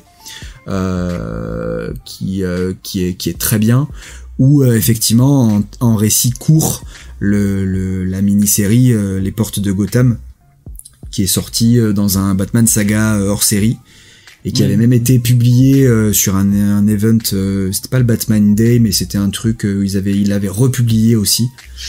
Et ça c'est très cool, c'est penché sur un peu la fondation Gotham et tout ça. Exactement, ouais, c'est ça. D'accord, ouais. Et si vous avez pas peur des trucs un peu typés un peu trop années 80, la Teen Titan de Wolfman et Perez, ça fait le café quand même. Elle est géniale. Oh putain, tu reprends les expressions de Jules. Ah merde. Ah oui, là c'est alors c'est un petit peu plus large que juste Nightwing du coup, enfin ou même juste Dick Grayson, mais ouais, les Teen Titans de Wolfman et Perez, c'est du haut de gamme. Il devait sortir là pendant le confinement et du coup on est baisé. J'espère que ça va pas trop être repoussé non plus. Hein. Est-ce que tu as eu le temps de lire le 2, Cédric? Pas encore, je suis dessus, mais je me suis retapé les Doom Patrol de Morrison. Ça m'a pris un peu de temps. Quel bon. Mais c'est dans ma palle aussi. D'accord. Tu nous donneras ton avis quand tu l'auras lu. Ouais. Pour les gens qui voudraient savoir si ça vaut le coup d'acheter le deuxième ou pas. On avait fait un Comics Discovery sur le premier et on en avait tous dit beaucoup du bien de cette série qui est vraiment cool. On comprend pourquoi elle a marqué autant de monde. Ah oui, mais Teen Titan, c'est et alors je sais pas si c'est dans le tome 2, mais l'arc justement Judas Contract avec Deathstroke, c'est formidable. Hein. C'est dans le 1 ça, non? Je suis pas sûr. Attends, il y a un truc avec Deathstroke dans le 1, mais je sais plus. Faudrait que je le reprenne. Mais enfin voilà, ça c'est le truc. Alors oui, c'est le fondateur parce que c'est la première apparition de Nightwing, mais c'est un arc qui a énormément de répercussions et qui a servi de source d'inspiration aussi bien pour des animés que pour des séries. Pas forcément très bien, mais en tout cas le support de base est formidable. Ah oui, c'est vrai que toi t'aimes bien les trucs de la série Nightwing. Oui, non, c'est Nightwing, oui. Non, merde. Titan. Ah, Titan, oui. J'ai pas accroché, moi. Moi, j'ai pas aimé, mais est-ce que t'as... t'es plus sympa que nous avec les séries CW-verse, non? Sympa, moi, avec. Après, Titan, c'est pas vraiment CW, mais alors ça m'a beaucoup surpris. Notamment avec l'orientation qu'ils ont fait sur le personnage de l'univers en général, mais personnage de Dick Grayson qui est pour le coup beaucoup plus sombre, beaucoup plus violent. Voilà, c'est très différent de la vision comics de Dick Grayson, donc j'ai mis un petit peu de temps. Il y a beaucoup de trucs qui m'ont fait grincer des dents sur le personnage où je me suis dit non, ils font n'importe quoi. Mais j'ai regardé la saison 1 et je me suis dit ouais, bon, ok, bon, ça passe. Il y a pas mal de choses hyper intéressantes. Alors pour le coup pas sur le personnage de Dick Grayson, sur d'autres, notamment sur Hawk and Dove, un épisode qui parle de Hawk et de son enfance et qui est centré sur la pédophilie et tout, qui a un message hyper fort, qui est hyper bien fait et qui est hyper intéressant. Et il y a plein de choses très très bien dans la série. La saison 2, je suis beaucoup plus je suis fâché. Sans spoiler, je trouve qu'ils ont je suis d'autant plus fâché que c'est écrit par Geoff Johns en plus et qu'il m'a vendu le truc. Vraiment tout au long de la saison, il y a une énorme montée dans la tension et dans l'histoire et dans l'intrigue, et tu vois arriver des choses et tu te dis oh là là, ça va être phénoménal, et en fait c'est le soufflet raté quoi. C'est-à-dire que la conclusion est vraiment à chier et en plus m'a vraiment fâché quoi. Ça m'a fâché. Okay. Voilà. Bon, bah, si vous voulez une petite précision du coup, Yanda, tu disais que Judas Contract c'était au numéro 44, c'est ça tout à l'heure? Ouais, c'est Tales of Titan 44, ouais. Ah ouais, donc on en est loin parce que là, à la fin du tome 2, on en est au Teen Titan numéro 27. Donc il y a encore de la marge à ce qu'on y arrive. Ok. Et du coup, je voulais dire, si vous voulez du Dick Grayson version animée, autant regarder Young Justice, c'est trop bien. En plus, il y a Nightwing dans la saison 2, je crois qu'il arrive. En plus, on avait fait un geek en série dessus. Ouais, on a fait un geek en série sur Young Justice. Ah, mais Young Justice, c'est très très bien. On a hâte que ça arrive sur Netflix, mais je sais pas si ça arrivera sur Netflix finalement. Pour qu'on ait. Ça y était un moment. Ça y était un moment, ouais. Parce qu'on n'avait pas vu la deuxième partie de la suite là. Mais ouais, peut-être sur Netflix, on ne sait pas, on verra bien.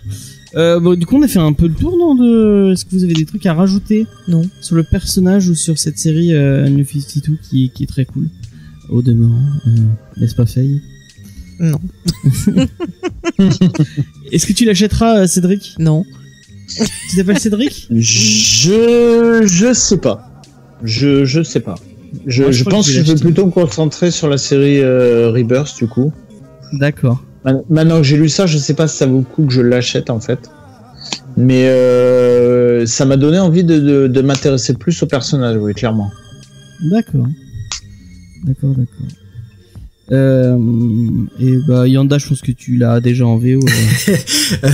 Ça fait partie des trucs que j'ai en VO, en VF, ouais. Je plaide coupable, votre honneur. Donc t'achèteras pas l'intégrale a priori. Non, je partirai pas sur l'intégrale, ça serait un peu abusé à un troisième, mais par contre c'est une évolution de la série, mais il y a pour moi aussi en très grande réussite. Alors je m'étalerai pas trop du coup si Faye a commencé à le lire, mais la série Grayson de cool, Tom King et Michael Ranin est très très très très bien. Ça a été une super bonne surprise pour moi parce que quand ils ont annoncé ça, au début je me suis dit oh là là ça va être de la merde et en fait pas du tout parce que ils jouent hyper bien avec justement les codes de tous les films d'espionnage et toutes les ambiances qu'on peut avoir dans notamment les films à la James Bond, etc. Et en fait ça s'adapte très très bien au personnage, à sa situation du moment. Et ils en ont fait quelque chose de très très très bien. Et en plus de ça, ils font intervenir des personnages que j'adore, une revisite du personnage de Elena Bertinelli qui est très très bien, et un autre personnage qui arrive un petit peu plus tard, qui est très très bien aussi, et c'est dessiné par Michael Ranin qui fait des choses magnifiques pour les yeux. Donc c'est une très très bonne série aussi, et qui peut se lire, alors pour le coup Faye pourra en témoigner, mais je pense que ça peut se lire de façon indépendante, c'est-à-dire même si t'as pas lu Nightwing New 52, voilà, c'est un point de départ, tu vas un petit peu tâtonner au début, mais comme ça se déconnecte d'une certaine façon de l'univers, alors en tout cas Batman, mais même DC un peu plus large, ça fonctionne un petit peu dans son coin, ça marche très bien, et les amateurs d'espionnage et de trucs un peu dynamiques et un peu frais, vous pouvez très bien aller là-dessus, vous allez être servis. Mais c'est clair, ça change de ce qu'on a l'habitude de lire sur le personnage. Ah, complètement, et du coup, c'est vrai que ça me fait du bien, ça me donne vraiment envie de continuer. Et c'est vrai que grâce à la Comic Discovery, j'ai découvert le travail de Tom King, et j'aime vraiment ce qu'il fait. Donc je me régale. Ouais. Après, moi je le trouve en VO, je sais pas si ça existe en VF, ça doit exister en VF. Ouais, c'est sorti en VF. Et Grayson, pour le coup, je crois que c'était même sorti dans les kiosques aussi. C'était paru dans les kiosques, ouais. Ah tu dois l'avoir, James, du coup. Oui, je lisais, ouais, j'ai tous les kiosques. Ah du coup tu me passeras, ça m'évitera de chercher. La pile là, tu peux. Mais Faye, si tu aimes Tom King, il faut que tu lises les Batman du coup qu'il a fait. Oui, justement, je l'ai pas encore lu, je veux le lire son Batman. Est-ce que tu es revenu sur ton avis sur Mister Miracle? Moi tu aimes? Oui, oui. Ah, c'était trop bien. Disons que j'y retournerai. Je le relirai. D'accord. Mais voilà. Mais je suis pas revenu sur mon avis sur Tom King qui me fait chier avec Batman. C'est un point. C'est méchant. Non, mais c'est la marque des grands auteurs. il fédère non, autant mais qu'il divise. un auteur, ouais, c'est ça. Ah Soit ouais, tu non, vas là, accrocher, vas-y, soit tu vas c'est- pas accrocher. C'est. Autant j'ai aimé sur la Vision, mais alors autant ce qu'il fait sur Batman, mais je pense que c'est un auteur de mini-série en fait. C'est parce que là sur Batman, ce qu'il fait en 85 numéros, il pourrait le faire en 50 facile. Ah non. C'est long, ça avance pas, c'est trop. Je sais que je vais acheter le 12 pour pour les avoir tous lus et que derrière je vais revendre toute la série, c'est sûr et certain. Je pense que Yanda est pas d'accord avec toi.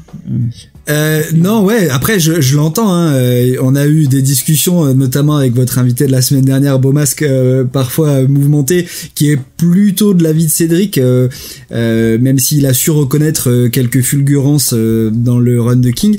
Mais après, non, je peux comprendre.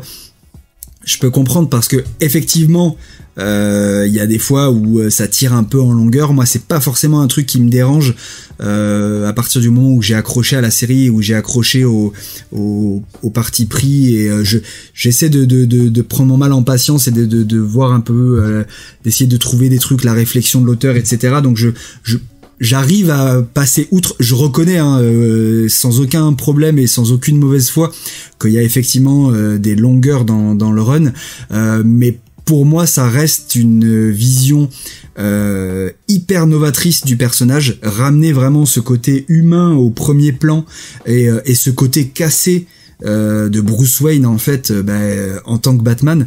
Je trouve ça hyper malin, hyper intéressant, hyper couillu en plus, et parce que voilà, il s'est quand même pris un bon flot de critiques sur son run, alors à raison, parce que l'éditorial a pas forcément été sympa avec lui par rapport au numéro 50 et tout le barouf qu'ils en ont fait, mais voilà, je comprends très bien et j'entends très bien qu'il y ait des gens qui aiment pas du tout, déjà parce que tous les Who sont dans la nature, mais surtout quand on trouve ça long par certains moments, ouais.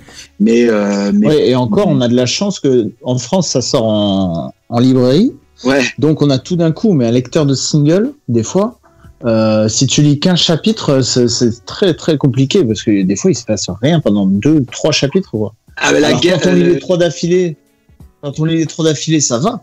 Mais là, le tome 10 là qui est sorti là sur le cauchemar là, c'était un cauchemar. Ouais.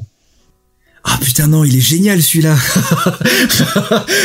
Il est génial quand tu lis en TPB, quand tu lis les 6 issues d'un coup, mais quand il y en a une toutes les 2 semaines, ça doit être super compliqué.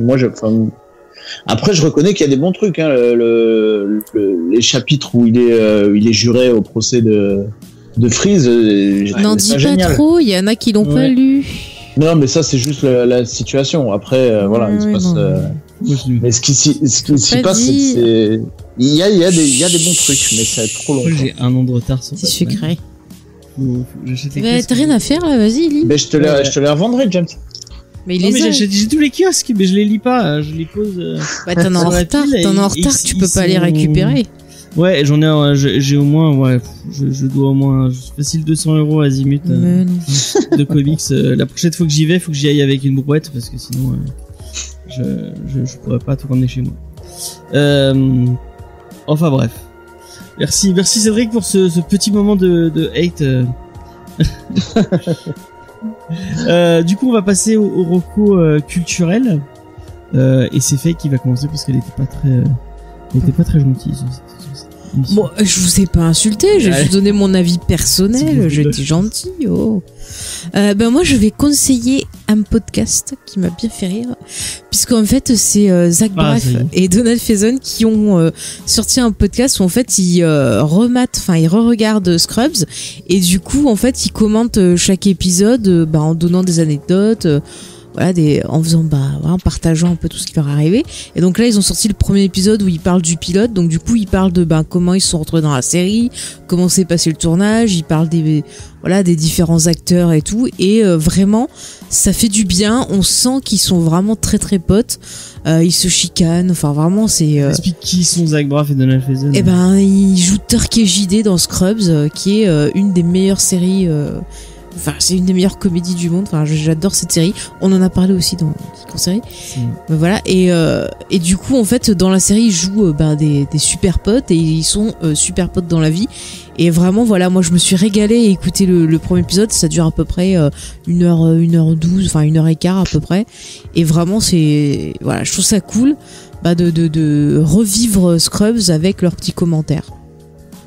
On va faire pareil avec Cédric, on va réécouter les premiers épisodes de Comedy Discovery et expliquer comment on a fait ça. Il était pas sur les premiers. Et il pourra donner comment il les a écoutés. Alors, vous étiez nuls, c'était super, j'ai bien fait de vous rejoindre parce que franchement, oh non, j'ai monté la qualité.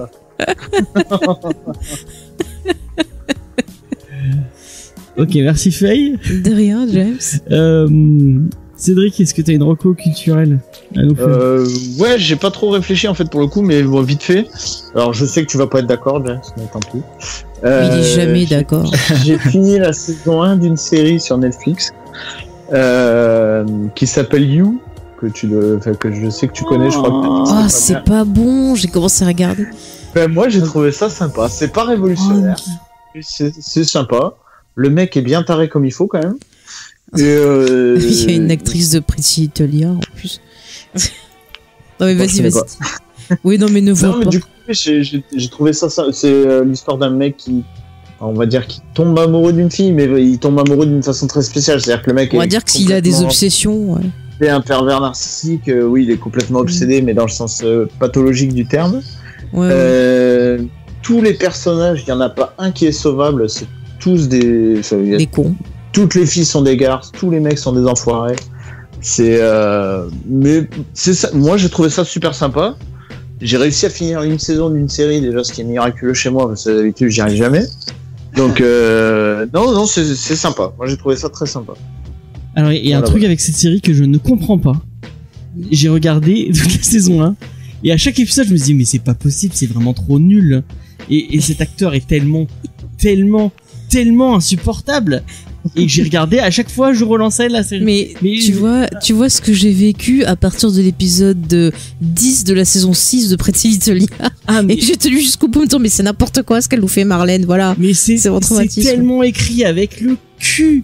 Non. Il y a aucune situation qui sont un tout petit peu vraisemblable.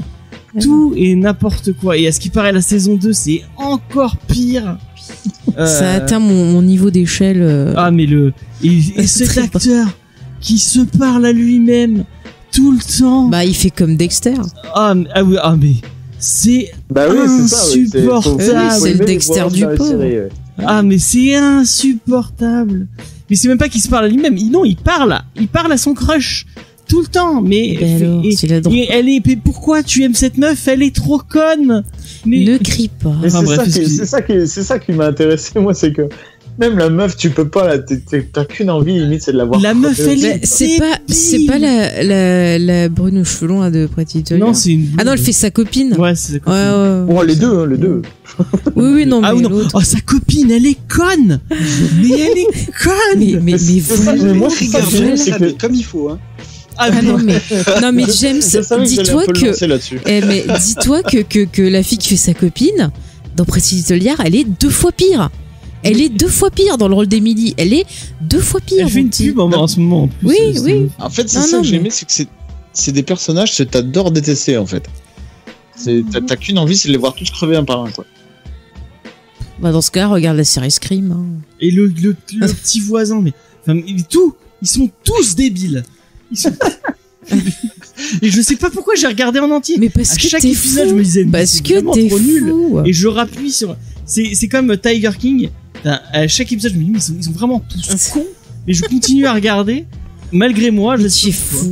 Et le pire, je crois que je l'ai binge-watché. Hein. J'ai tout regardé en une nuit. Tu es fou. On peut conseiller, tiens, cette semaine. Récemment, sur Netflix, ils ont rajouté la série Community. Si vous voulez rigoler aussi, ça c'est très bien. À regarder en VO par contre, parce que la VF. J'ai regardé en VF d'ailleurs, You. Ah ouais, non mais toi t'es fou, toi. Déjà la VO c'était drôle, mais alors. Je vais finir. Yanda, est-ce que t'as une reco culturelle et s'il te plaît, ne parle pas de You. Eh bien, il propose. Alors, je vais vous parler d'une série télé. C'est vrai, mais pas de Netflix. C'est une série que j'ai découvert récemment, un peu par hasard. C'est la série Succession. Sur OCS. HBO et qui est diffusée du coup sur OCS. C'est fantastique. C'est génialissime. Il y a 2 saisons, 2 fois 10 épisodes. Chaque épisode dure 1 heure à peu près et c'est extraordinaire. J'en ai entendu parler par en fait c'est Jonathan Cohen dans le podcast de Kian Kojandi qui en a parlé. Je me suis dit tiens je connais pas, j'ai regardé, en fait il s'avère que c'est une série qui a remporté un Golden Globe en fin d'année dernière. Je me suis dit ah bon d'accord ok, je suis allé voir une bande annonce, j'ai dit ça a l'air sympa et en fait on a regardé ça avec ma femme et on a trouvé ça excellent.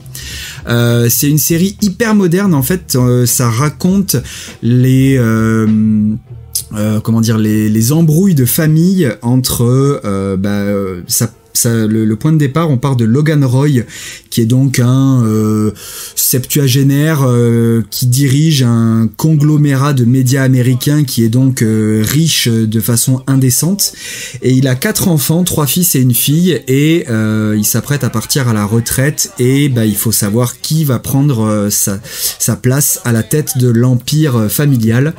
Et donc à partir de là, voilà, vous avez le pitch de la série et c'est excellentissime, c'est hyper bien joué. Il n'y a pas de grosses têtes d'affiche, enfin en tout cas je connaissais aucun des comédiens. Le père, il est vachement connu, il a fait plein de second rôles. Enfin, j'ai vu la série aussi. Le casting est fou. Moi, du coup, j'en connaissais aucun. Ah ouais. Et non, aucun. Et grosse baffe quoi. C'est hyper moderne dans son point de vue. Ouais. C'est hyper acide pour justement toute cette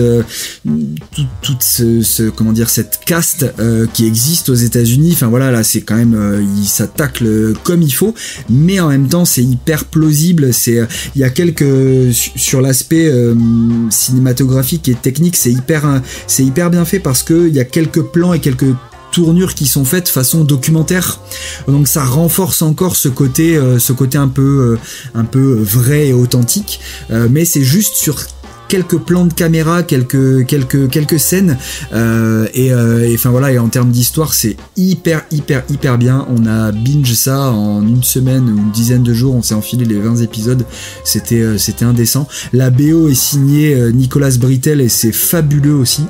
Je bosse avec la BO dans le casque à longueur de journée depuis. Enfin voilà, je recommande vivement le visionnage de la série Succession, qui est donc dispo en France sur OCS et que j'ai vraiment beaucoup aimé. Et c'est comme You, hein, c'est des personnages, c'est tous des connards et vous allez adorer les détester. Ouais, mais ça a l'air mieux écrit. Alors oui, c'est super bien écrit pour le coup. Alors la saison 2 est terminée. J'espère qu'il y aura une saison 3. Une saison 3 est prévue, mais là, en termes de tournage et tout, je crois que ça a été un peu mis en suspens parce que je suis pas sûr qu'ils aient fini de le tourner. Mais il y a une saison 3 de prévue et le cliff de fin de la saison 2 répond à pas mal de questions qui sont posées au fin de la saison 2. Tu finis pas sur un truc vraiment hyper haletant, t'as envie de savoir ce qui va se passer après, mais c'est très réussi. Et je me demande s'ils se foutent pas, enfin c'est pas la vie de Rupert Murdoch, parce que je crois que c'est un peu dans complètement le mania de la presse. Ouais, je pense qu'ils se foutent de sa gueule. Oui, il me semble qu'il y a un truc comme ça, j'avais vu passer un article. Il y a des bons, c'est aussi pour Trump et la dynastie Trump d'une certaine façon. Enfin voilà, il y a ça. Ça tacle sévèrement pour tous ces gens-là, ouais. Si t'as bien aimé, je pense que en complément, après je sais pas si tu l'as vu, Bombshell avec ah oui, très bon film, ouais. Avec Charlize Theron, Margot Robbie et Nicole Kidman, qui parle en fait c'est scandale. C'est le même milieu en fait, c'est le scandale de Fox News. À Fox News, et c'est vraiment super intéressant. Ça c'est un film, ça. Hein. Ouais, c'est un film. Ouais. On l'a vu passer effectivement et oui. Regarde-le, je pense que ça te plaira. C'est dans le même état d'esprit. Et du coup, ça parle de Rupert Murdoch puisque on voit et puis même en tant que femme, je trouve que c'est vachement fort à regarder et ça montre à quel point c'est dur parfois de dire la vérité, de se battre et de voir à quel point des fois on n'est pas pris en compte, enfin dans ce qu'on dit. Non, vraiment, j'ai trouvé très fort le film. J'ai l'impression que Succession aussi a pas un message féministe, mais t'as des persos féminins assez forts, non? Je pense que la sœur, elle a l'air d'avoir un rôle vachement important dans la série. Moi, j'en ai vu que 3 ou 4 épisodes, donc je sais pas, je pourrais pas donner un avis sur la série en entier, mais les persos féminins sont pas du tout alors pas que la sœur, il y en a d'autres, hein, mais les personnages féminins sont pas du tout en second plan ou vraiment potiches ou pas du tout. La belle-mère aussi, non, elle. Ouais. Et c'est pas le frère Macaulay Culkin qui joue qui joue le petit frère? Ah, je sais pas. Je crois. Je dirais celui qui est dans Scott Pilgrim. Dans Scott Pilgrim, ouais. Je crois que c'est lui. Ouais. Ah bon? En tout cas, très chouette Coco, Yanda. Ah merci, mais c'est un vrai coup de cœur, enfin voilà, qui nous est tombé dessus un peu par hasard et vraiment on s'est retrouvé aspiré dedans. Et puis la BO, enfin voilà, Nicolas Britell, je suis assez client et là voilà, il y a des grandes nappes de classiques qui est mixé parfois avec des rythmiques assez hip-hop. Enfin ça marche très très bien aussi, c'est hyper bien. Ok. Et du coup, le podcast aussi moi, je pousse souvent le podcast de Kian Kojandi et Navo, il est vraiment fou. Ouais.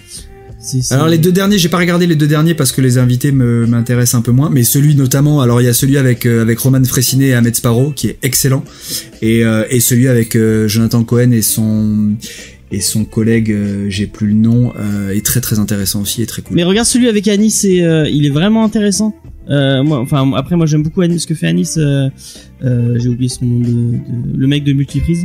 Mais vraiment, même si tu connais pas, c'est deux personnes assez passionnantes, il est vraiment cool. Bon, celui avec Buffalo Ali, un peu Buffalo Ali quoi, mais l'autre, celui de cette semaine, il est vraiment sympa. Ok, cool. Du coup, moi, je vais vous parler de ce que j'ai fait de ma matinée. Puisque c'est sorti hier soir et je me suis dit mais putain, je vais me garder ça pour demain matin, ça va être génial. C'est Alt 236 qui a sorti une vidéo de 1h20 sur Dark Souls, et si vous ne saviez pas à quel point Dark Souls est la meilleure saga de jeux vidéo qui est sortie il y a ces quelques années, il suffit que vous regardiez cette vidéo pour le comprendre. Déjà que j'étais ultra fan de ce que fait Alt, espèce de vidéo / essai un peu, où il vous parle d'univers que ce soit cinématographique, il a même parlé de comics un peu, mais toujours avec un parti pris un peu dans l'horreur et dans les univers un peu bizarres. Là vraiment, c'est une analyse de tout ce qu'a fait Miyazaki sur Dark Souls. Même si vous avez jamais joué à un seul Dark Souls, je pense que vous serez passionné par son émission. Il explique vraiment tout ce que fait, à quel point le lore de Dark Souls est profond et complètement multi-référencé de partout, avec tout ce qu'il y a. Enfin, regardez cette vidéo, elle est géniale, et en plus avec sa BO. Tu parlais de BO tout à l'heure. Moi, quand je bosse, j'écoute l'album de HAL 236 que je trouve génial.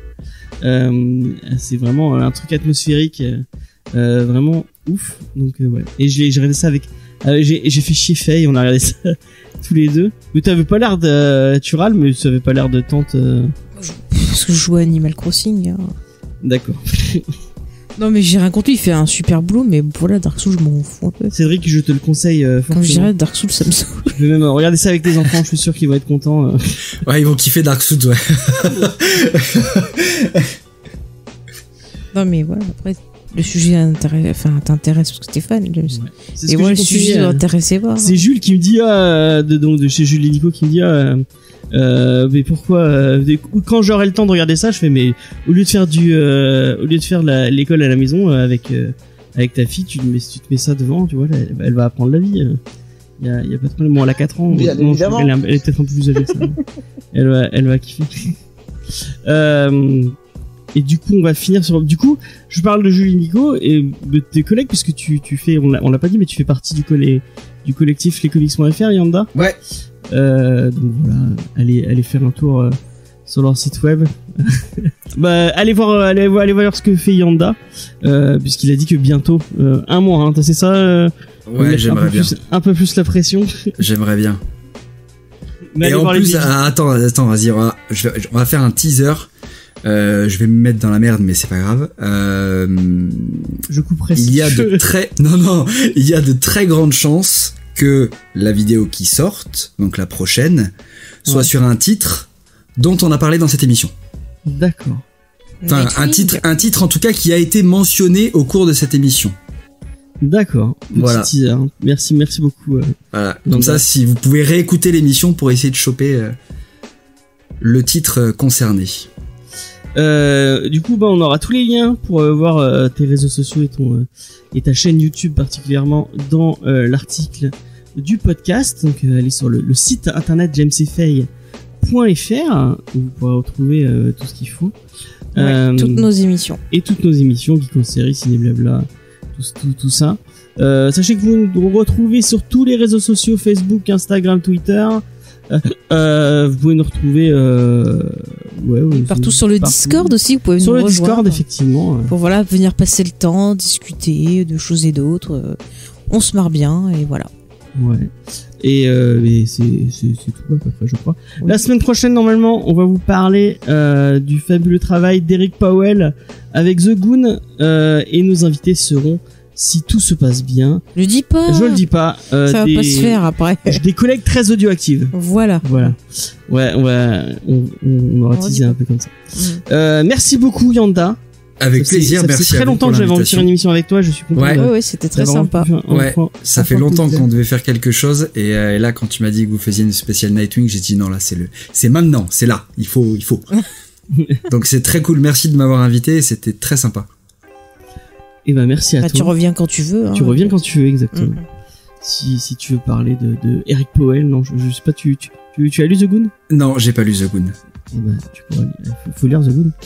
Ça a l'air génial, je ne l'ai pas lu encore, mais ça a l'air génial. Quel blogueur. Ouais, voilà. Merci Cédric. Est-ce qu'on te voit la semaine prochaine? Je ne sais pas encore. D'accord. Là, en ce moment, c'est à 2-3 jours. Compliqué. D'accord. Merci Faye, toi tu seras là forcément la semaine prochaine. Parce que tu es un peu obligé. Tu es avec moi dans la même pièce, tu ne peux pas dire que tu es. Mais je peux aller dans une autre pièce jouer Animal Crossing aussi. Fais gaffe. Mais non, tu vas pas filer de l'argent à Tom Nook encore. Salaud, avec ces œufs là, je vais lui mettre dans le trou du. Ah mais c'est quoi tous ces œufs là? Mais non. C'est bon, on a. Merci de nous avoir écoutés. On se donne rendez-vous la semaine prochaine, comme je vous le disais. Allez, bye bye. Salut. Salut.